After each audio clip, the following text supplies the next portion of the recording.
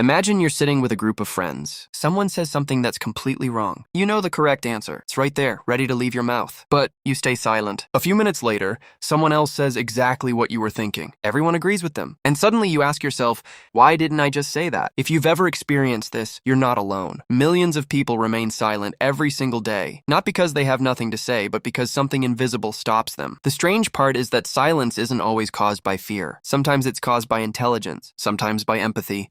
Sometimes by years of experiences that quietly taught the brain one dangerous lesson: it's safer not to speak. Today, we're going to uncover the hidden psychology behind people who stay silent, even when their mind is full of thoughts. Because silence is rarely empty. Most of the time, it's crowded. When we meet a quiet person, we often make quick assumptions. They're shy. They don't know much. They have nothing interesting to say. But neuroscience paints a very different picture. Many quiet people aren't thinking less. They're thinking more. Before speaking, their brain automatically begins asking questions. Is this true? Will people misunderstand me? Will this sound stupid? Should I say it another way? While most people are already talking, their brain is still evaluating. Psychologists call this high self-monitoring. It means constantly observing how your words might affect other people before you say them. Imagine driving through a city. Some drivers speed through every green light. Others slow down, checking every mirror before moving. Neither driver is necessarily better. One simply spends more time evaluating risk. For quiet people, conversations work the same way. Every sentence passes through an invisible filter. Sometimes, that filter works so slowly that the conversation moves on before the words ever escape. Why would the brain do this? Because its first job isn't confidence. Its first job is survival. Thousands of years ago,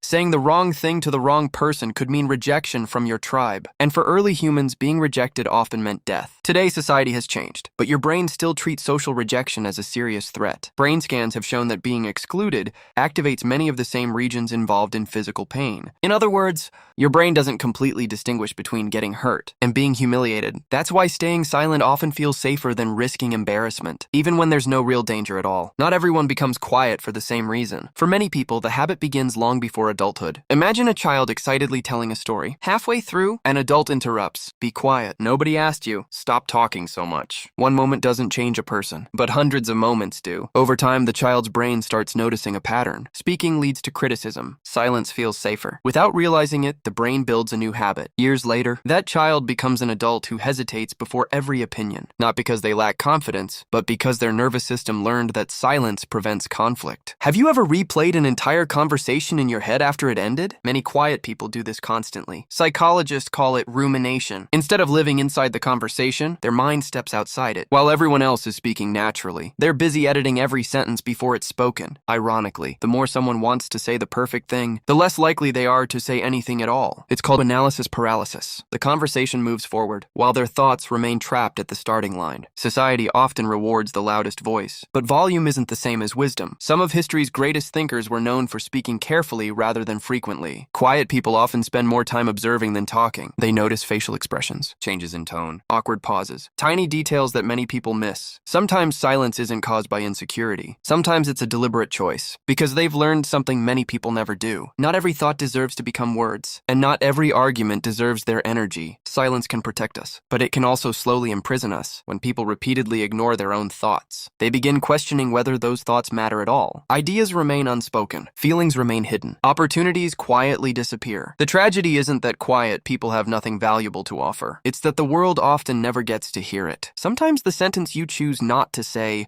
is exactly the sentence someone else needed to hear. Can someone learn to speak up? The answer is yes, but not by forcing themselves to become loud. Confidence isn't about talking more. It's about fearing judgment less. Psychologists often encourage people to start small. Share one opinion during a meeting. Ask one question in class. Disagree respectfully once in a conversation. Each small success teaches the brain a new lesson. Nothing bad happened. Slowly, the old survival program begins to fade. The brain realizes that speaking isn't dangerous anymore. It's simply communication. There's nothing wrong with being quiet. Some of the wisest people speak only when they have something meaningful to say. The important question isn't, am I quiet? It's, why am I quiet? If your silence comes from patience, it can become wisdom. If it comes from empathy, it can become kindness. But if it comes from fear, it may slowly become a prison built by your own mind. Learning the difference might change your entire life. So, have you ever stayed silent even though you knew exactly what you wanted to say? If so, what stopped you? Fear of judgment? Overthinking? Or simply waiting for the right moment? Share your experience in the comments. You might discover that thousands of others feel exactly the same way. If you enjoyed this journey into the psychology psychology of human behavior. Don't forget to like the video and subscribe. Every week, we explore the hidden reasons behind the things we all do, but rarely stop to question. Thanks for watching, and I'll see you in the next video.